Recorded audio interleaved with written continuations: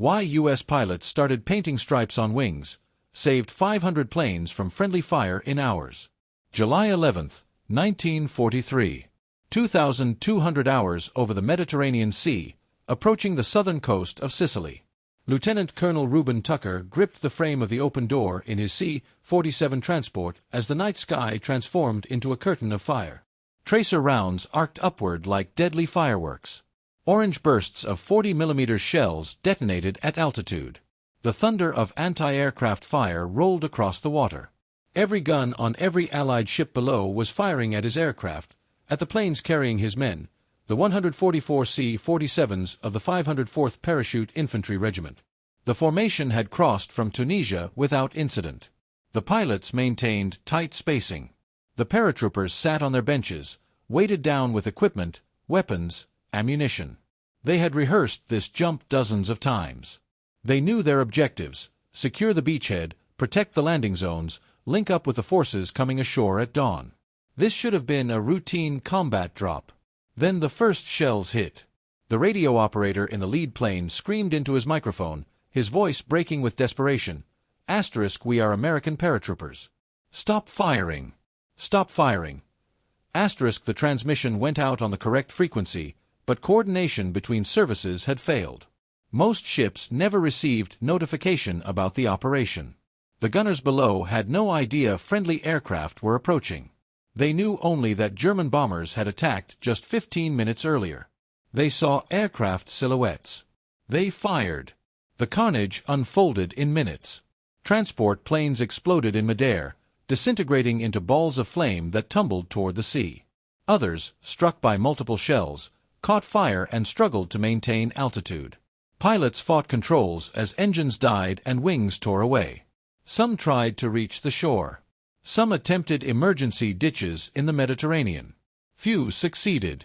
Inside the stricken aircraft, paratroopers faced impossible choices: jump into darkness over the sea, weighted down with 70 pounds of equipment, almost certainly drowning, stay with the burning plane and die in the crash. Some jumped anyway.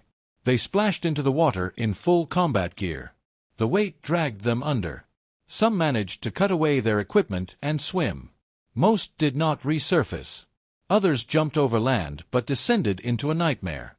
Allied anti-aircraft guns on the beaches tracked them as they floated down. Gunners, unable to distinguish friend from foe, opened fire on men hanging helpless beneath their parachutes. Paratroopers died in the air, riddled with bullets meant to protect them. Within 20 minutes, 23 C-47 transports were shot down.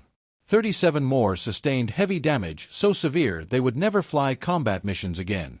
81 men were killed outright. 318 more were wounded. Among the dead was Brigadier General Charles Kieran's assistant division commander, killed when his transport was hit. Senior leadership dying in friendly fire, the nightmare scenario. Tucker survived the night. His aircraft made it through the gauntlet of fire. He landed with his remaining men and fought through the night to secure objectives. But as dawn broke over Sicily, as he stood on blood-soaked sand watching rescue boats pull bodies from the Mediterranean, watching medics work frantically on the wounded, watching dog tags being collected from the dead, he made a silent vow: this would never happen again. Never. Not on his watch. Not to his men. Not to any American soldier. What Tucker did not know, what no one could have predicted, was that this catastrophic night would trigger the most successful aircraft identification system in military history. A solution so simple that ground crews could paint it in hours. So distinctive that gunners could recognize it in seconds. So effective that it would save hundreds of aircraft and thousands of lives during the largest invasion ever attempted. The transformation would begin not with complex radar systems or sophisticated electronics, but with the most basic tools imaginable: paintbrushes, black paint, white paint, and the desperate determination to ensure that American forces would never again slaughter their own. The tragedy had been building for months. Since early 1943, Allied planners knew that the invasion of Nazi-occupied Europe would require air superiority on a scale never before attempted. Thousands of aircraft would fill the skies simultaneously. Fighters, bombers, transports, gliders, reconnaissance planes, all operating in the same airspace, all vulnerable to the same terrible mistake.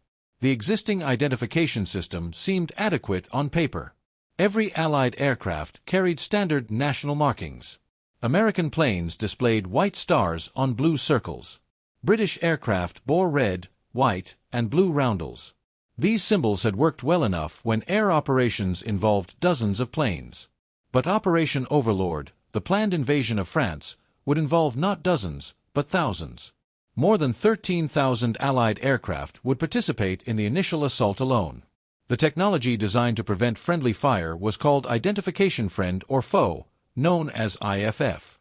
This electronic system used radio transponders that received interrogation signals from the ground and transmitted friendly responses.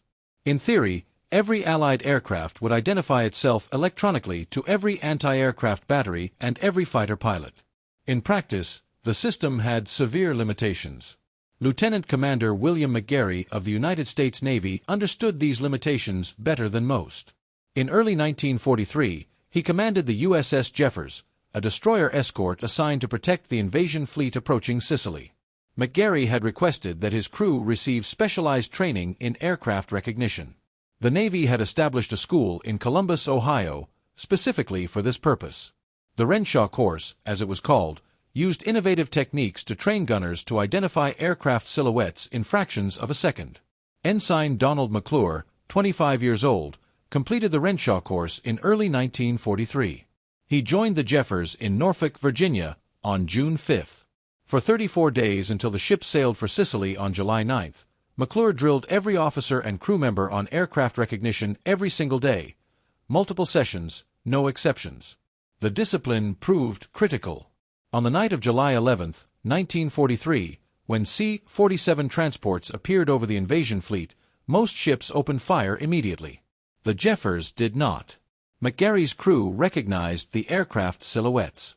Despite the chaos, despite the darkness, despite having just endured German bomber attacks, the Jeffers was one of the few ships that did not fire on American paratroopers that night. But the Jeffers was the exception. Most ships had not received the Renshaw training. Most crews were operating on raw nerves after days of combat.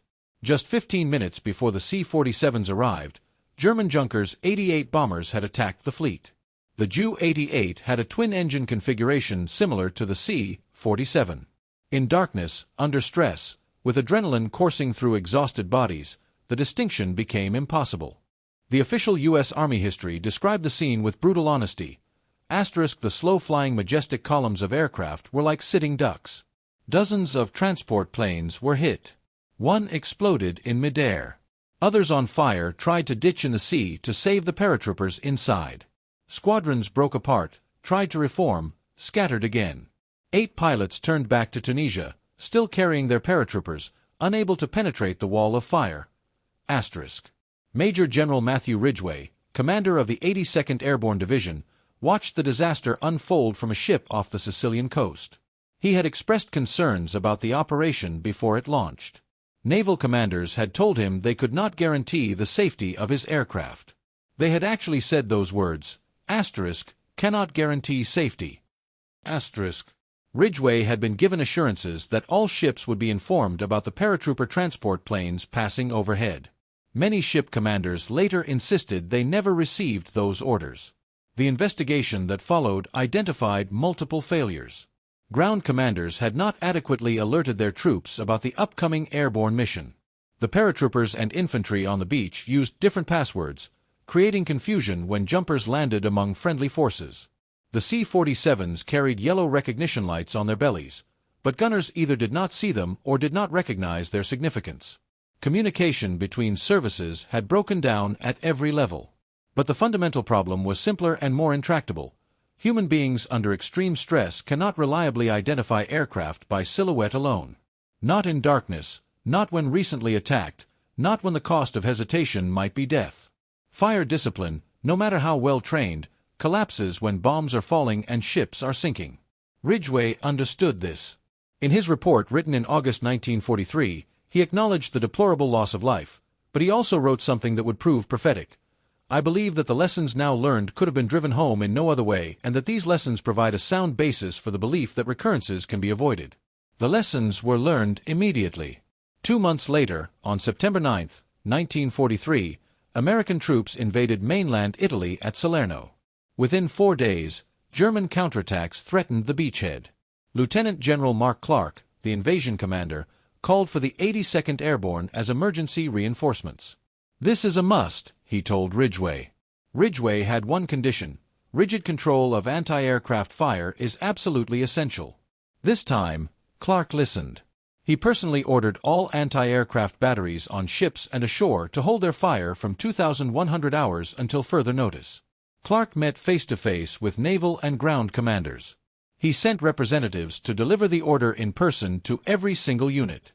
The C-47s flew a route that skirted the invasion fleet.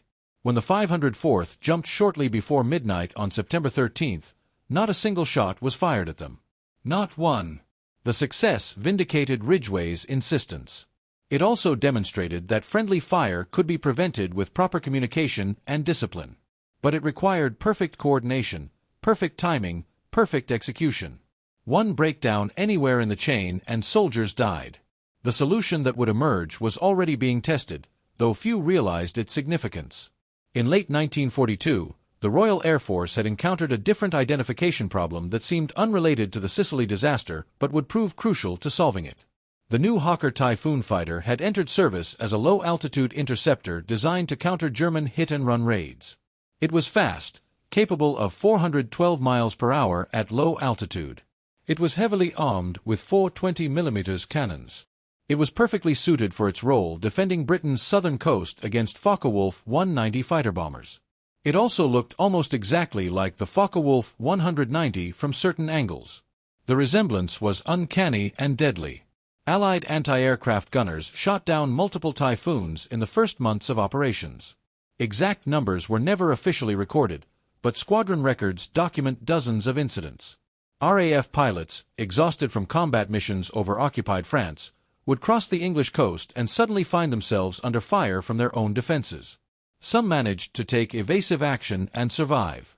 Some were wounded by British bullets. Some were killed by British shells. Friendly fire from friendly forces protecting friendly territory. The similarity between the Typhoon's profile and the FW-190 was not superficial. Both aircraft had large chin-mounted radiators for their liquid-cooled engines. Both had similar overall dimensions and wing configurations. Both had inline engines with distinctive cowlings. Both operated at low altitude where recognition was most difficult. Both approached from the same direction, crossing the English Channel from occupied France. In the split second available to make a firing decision with an aircraft closing at 400 miles per hour, the difference was effectively invisible. Pilots complained bitterly. Ground gunners defended their actions, pointing out that hesitation could mean a German bomber reached its target. RAF leadership recognized the problem but struggled to find a solution. Standard aircraft recognition training emphasized silhouette identification. Gunners learned to distinguish aircraft by engine number, wing configuration, tail shape. But those distinctions required time and clear visibility. In combat conditions, with seconds to react, training often failed. The RAF tried several solutions. They painted the Typhoon's nose completely white, creating a distinctive marking visible from any angle. This helped, but was not sufficient. Gunners still hesitated. Pilots still died. Finally, in December 1942, the RAF implemented a new system. They painted high-visibility black and white stripes on the underside of the Typhoon's wings.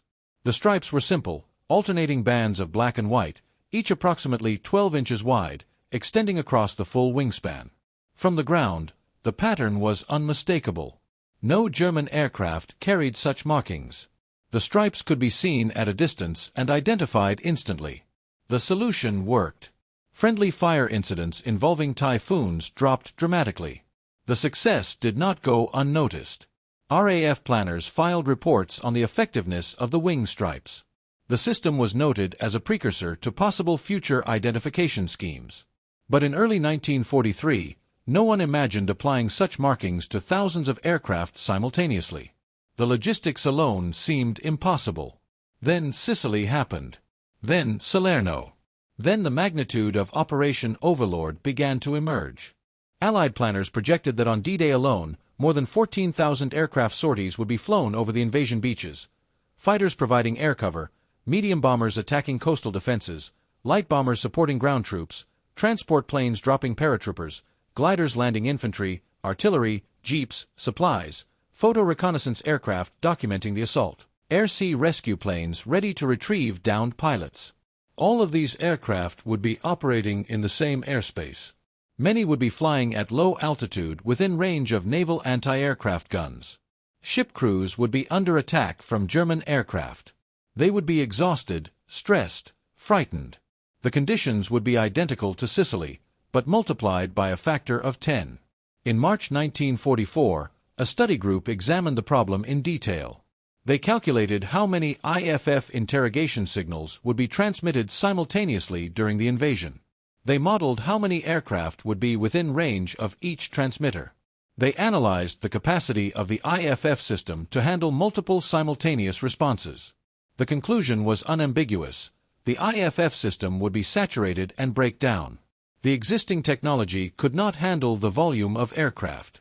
Electronic identification would fail precisely when it was most needed. Friendly fire incidents were not just possible. They were inevitable. Hundreds of aircraft would be shot down by Allied guns unless a new solution was found. Air Chief Marshal Sir Trafford Leigh-Mallory commanded the Allied Expeditionary Air Force, the Supreme Air Commander for Operation Overlord. Every aircraft involved in the invasion reported to him. The responsibility for preventing another Sicily fell directly on his shoulders. Leigh-Mallory reviewed the study group's findings. He consulted with his staff. He examined the RAF's experience with Typhoon wing stripes. He made a decision that would save thousands of lives. On May 17, 1944, 20 days before D-Day, Leigh-Mallory approved a revolutionary marking scheme. All Allied aircraft participating in Operation Overlord would be painted with alternating black and white stripes, not just on the wings, but on both wings and the fuselage. 5 stripes total, 3 white, 2 black, arranged in a pattern impossible to mistake. The specifications were precise. On single-engine aircraft, each stripe would be 18 inches wide. On twin-engine aircraft, 24 inches wide. The stripes would wrap around the fuselage just forward of the tail section. They would cover the wings from front to back, top and bottom. Every aircraft that might fly over Allied anti-aircraft defenses would carry these markings. Fighters, light bombers, medium bombers, transports, gliders, photo reconnaissance aircraft, air-sea rescue planes, even coastal command aircraft whose duties might bring them over the invasion fleet. The order specifically exempted heavy 4-engine bombers, the B-17s and B-24s of the U.S. 8th Air Force, the Lancasters of RAF Bomber Command. These aircraft had distinctive silhouettes that could not be confused with German bombers. The Luftwaffe operated few heavy bombers. The Heinkel 177 and Focke-Wulf 200 Condor were rare. An Allied gunner seeing a 4-engine bomber could safely assume it was friendly. But every other aircraft required the stripes. The scale of the operation was staggering. Thousands of aircraft would need to be painted. Ground crews were already working around the clock preparing planes for the invasion. Maintenance schedules were packed. Spare time did not exist. Now they would need to mask off roundels and serial numbers, mix hundreds of gallons of paint, and apply stripes to thousands of aircraft, all without disrupting combat operations. The security implications were equally challenging. If German intelligence learned about the invasion stripes, they could paint similar markings on their own aircraft. The entire system would collapse. Worse, the timing of the stripe painting would signal when the invasion was imminent. Every intelligence officer in occupied Europe was watching for signs of Allied preparations. Suddenly painting every aircraft in Britain would be an unmistakable indicator. Leigh-Mallory made another critical decision. The stripe painting would not begin until the last possible moment. The order would be held at the highest classification level. No aircraft would be painted until D-Day was imminent. When the order came, it would be executed immediately, within hours, not days. Security and speed were both essential. On June 1, 1944, a small test flight was conducted. A handful of aircraft, already painted with invasion stripes, flew over the assembled Operation Overlord fleet. The exercise was designed to familiarize ship crews with the new markings. Sailors and gunners watched as the striped aircraft passed overhead. They were told these markings indicated friendly aircraft. Any plane without stripes was to be considered hostile. The rule was simple: if it does not have stripes, shoot it down. The discipline held throughout the fleet. Unlike Sicily, where panic and confusion triggered a massacre, the protocols worked. Naval officers enforced fire discipline. Gunners followed orders. The identification system functioned exactly as designed. The transport planes were not fired upon by their own forces. The paratroopers were not shot while hanging from their parachutes. The airborne assault succeeded without the catastrophic friendly fire losses that had plagued Sicily. The invasion stripes had worked exactly as intended in their first real test. At dawn, as amphibious forces approached the beaches designated Utah, Omaha, Gold, Juneau, and Sword, the sky filled with aircraft. Wave after wave of fighters provided combat air patrol over the landing zones. Squadrons of medium bombers attacked coastal defenses, targeting the concrete bunkers and artillery positions that threatened the beaches. Light bombers supported the troops as they fought inland from the shore. Photo reconnaissance planes documented the assault for intelligence analysis. All bore invasion stripes, all unmistakably Allied, all protected by the simplest of identification systems. The Luftwaffe response was remarkably weak. German fighters had been relocated from France to Germany to defend against strategic bombing. Allied intelligence estimated that Germany had planned to have 5,000 aircraft available to prevent an invasion. By June 6, 1944, the German Air Force had been fought off its feet. Air Fleet 3, responsible for defending western France, had just 319 serviceable planes facing nearly 13,000 Allied aircraft. On D-Day, the Luftwaffe flew one sortie for every 37 flown by the Allies. Only a dozen German fighter bombers reached the invasion zone. 10 dropped their bombs prematurely and fled. The most famous Luftwaffe appearance was made by 2 pilots, Ace Joseph Pips Priller and his wingman Heinz Wuderzik. According to legend, both were hung over from partying the night before. They made a single strafing run over the beaches, drawing thousands of rounds of return fire, then disappeared. German soldiers on the ground later joked bitterly, "If you see gray planes, they are American. If you see black planes, they are British. If you see no planes at all, they are German." The joke captured the reality. Allied air supremacy was total. The invasion stripes were barely tested by enemy action because there was no enemy action to speak of. But the stripes were tested by the one threat that planners feared most: friendly fire from a confused, exhausted, frightened gunner who fires first and asks questions later. That threat, which had killed 81 men over Sicily, was neutralized. As D-Day unfolded, friendly fire incidents involving aircraft were thankfully few.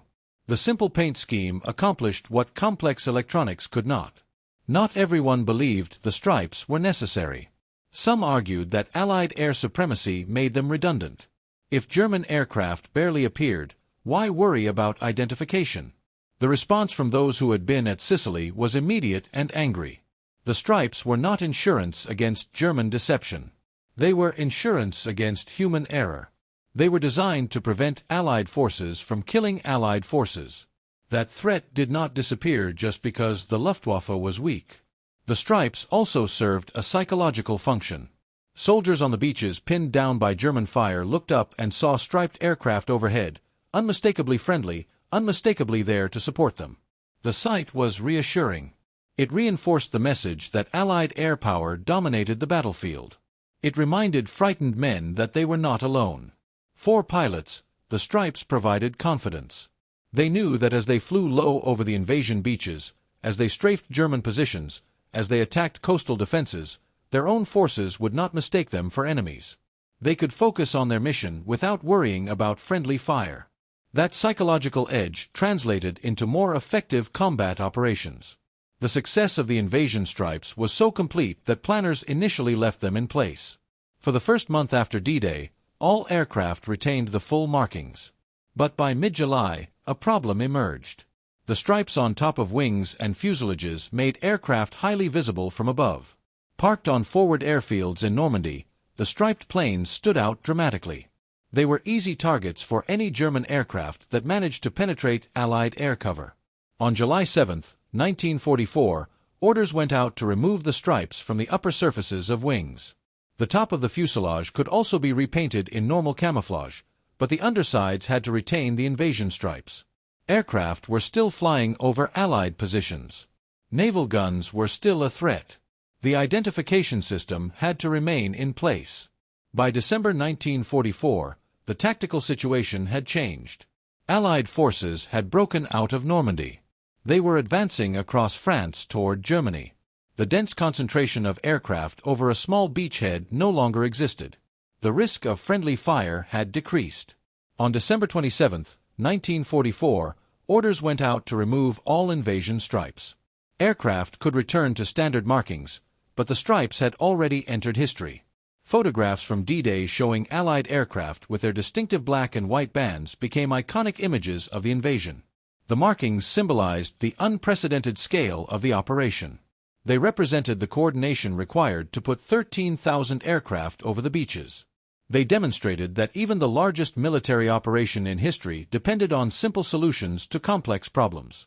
The statistical evidence supported the system's effectiveness. On D-Day, 11,590 Allied aircraft flew 14,674 sorties. Of those, 127 planes were lost. The loss rate was less than 1%. Most losses were from German anti-aircraft fire or mechanical failure.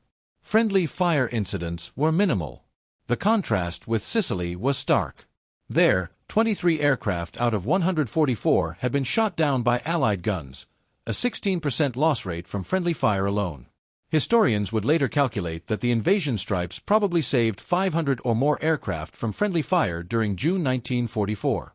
500 aircraft, each carrying crew members, each representing millions of dollars in equipment, each contributing to air superiority over the beaches. The stripes did not just save planes, they saved lives, maintained combat effectiveness, and ensured that Allied air power could be applied where it was needed most. The psychological impact on German forces was significant. Prisoners captured after D-Day consistently reported feeling overwhelmed by Allied air presence. They described the sky as being filled with aircraft, endless waves, constant attacks, no respite. The visual impact of thousands of striped aircraft reinforced the sense that Germany faced an enemy with unlimited resources. One German officer captured near Cannes in late June told his interrogators about watching the invasion from a concrete bunker. For 3 hours after dawn, there was not a single moment when I could not see Allied aircraft overhead. They appeared in formations of 30, 40, 50 planes, all marked with black and white stripes, all clearly friendly to each other, all clearly deadly to us. I knew at that moment we had lost the war. The success of the invasion stripes influenced military planning for decades. During the Korean War, United Nations aircraft used similar markings during major operations. In the 1956 Suez Crisis, British and French aircraft were painted with black and yellow stripes. The principle remained the same. Simple visual markings applied uniformly could prevent friendly fire more effectively than complex technology. Modern military forces use different systems. Electronic identification has improved dramatically since 1944. Radar technology, satellite communications, and sophisticated IFF systems can track thousands of aircraft simultaneously.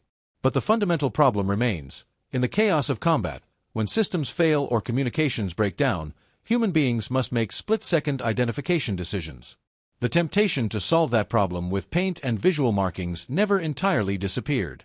In 1985, 41 years after D-Day, surviving veterans of the Normandy invasion gathered for a reunion in Normandy, France.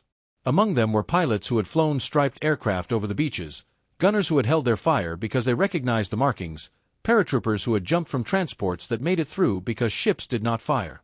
One veteran, a former anti-aircraft gunner on a destroyer, described his memory of D-Day. I had been at my station since midnight. I had watched the armada of transport planes pass overhead in darkness. I had seen the black and white stripes even in the dark. My fingers had been on the trigger. My orders were clear. If the planes had not been striped, I would have fired. I would have killed American paratroopers. Instead, I held fire. The stripes saved lives, he said simply. Mine included. Because if I had fired on our own planes, if I had killed our own men, I could not have lived with that. The story of the invasion stripes is ultimately a story about learning from failure. The tragedy over Sicily in July 1943 was not inevitable. It resulted from poor planning, inadequate training, and communication failures. 83 men died because those failures were not corrected. But their deaths were not meaningless. The investigation that followed identified specific problems. Solutions were developed. Procedures were changed. Technology was improved. The invasion stripes were only one element of that improvement. Training programs were expanded. Communication protocols were standardized. IFF systems were upgraded. Fire discipline was emphasized at every level. But the stripes were the most visible symbol of the change. They represented a commitment that another Sicily would not happen. That promise was kept. Major General Matthew Ridgway, who had watched his paratroopers die over Sicily, lived to see the invasion of Normandy succeed without similar losses. In his memoirs written decades later, he reflected on the lessons of that terrible night in July 1943. The deplorable loss of life could have been prevented, he wrote. But once it occurred, we had a choice. We could accept it as inevitable, as the price of war, as unavoidable tragedy. Or we could learn from it. We could identify what went wrong. We could fix the problems. We could ensure it never happened again. We chose to learn. We chose to fix the problems. The invasion stripes were part of that fix. They were not a perfect solution. They did not prevent every friendly fire incident, but they prevented hundreds. They saved lives. They contributed to the success of the largest military operation in history. That is their legacy. The ground crews who painted the stripes, working through the night of June 3rd and 4th, 1944, did not know they were making history. They were following orders, mixing paint, applying brushes to aluminum, masking off roundels, checking measurements. The work was tedious, physically demanding, and performed under extreme time pressure. Many probably wondered if it was necessary, whether simple paint could really make a difference. The pilots who flew striped aircraft on D-Day knew the answer. Captain Bud Anderson, who had been so surprised by the boldness of the markings, flew his striped P-51 Mustang on the longest mission of his life. He provided air cover over the beaches for hours. He flew low enough to see the landing craft approaching the shore. He was within range of dozens of ships equipped with anti-aircraft guns. Not one of them fired at him. The stripes worked, he said in a post-war interview. I knew they worked when I flew over that fleet and nobody shot at me. Those stripes saved my life. Thousands of other pilots could have said the same. Thousands of aircrew members owed their survival to ground crews they never met, who painted stripes they initially thought were excessive.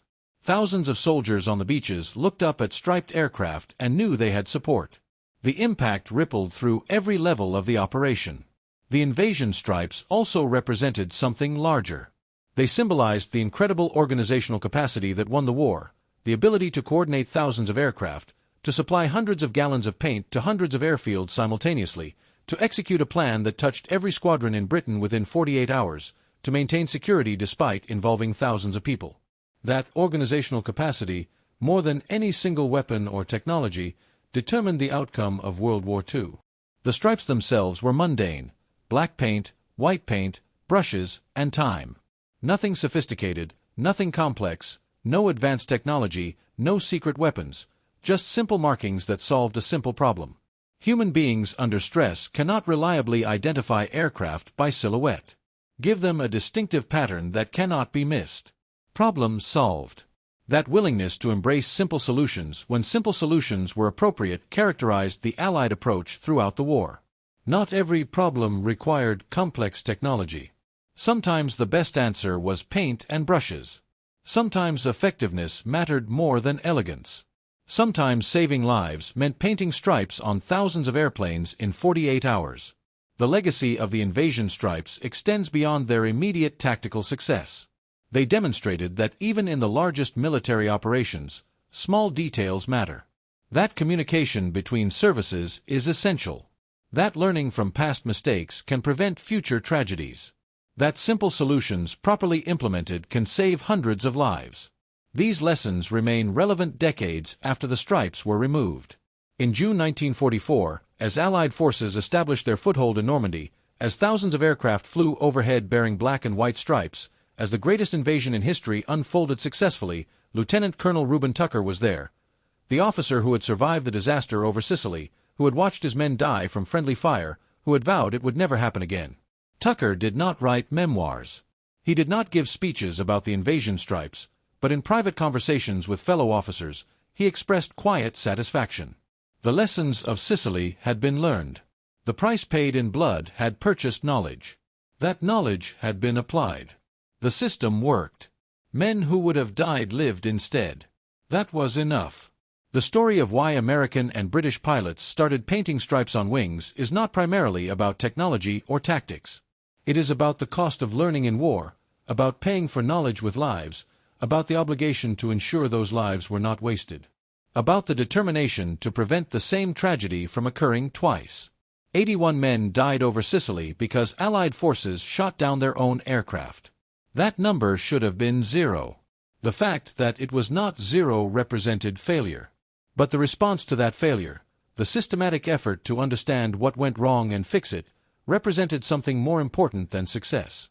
It represented a commitment to learning, to improvement, to protecting the lives entrusted to commanders.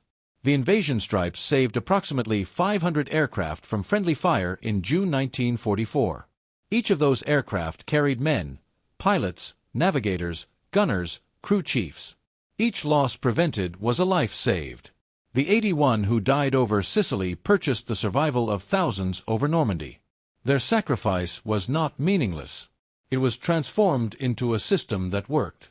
When the last invasion stripes were removed in December 1944, when aircraft returned to standard markings, when the black and white paint faded from history into memory, the lesson remained: simple solutions to complex problems, learning from failure, protecting your own forces as carefully as you attack the enemy.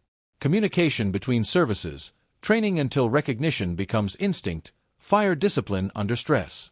These principles did not begin with the invasion stripes. They did not end with them. But the stripes provided a perfect example of their application.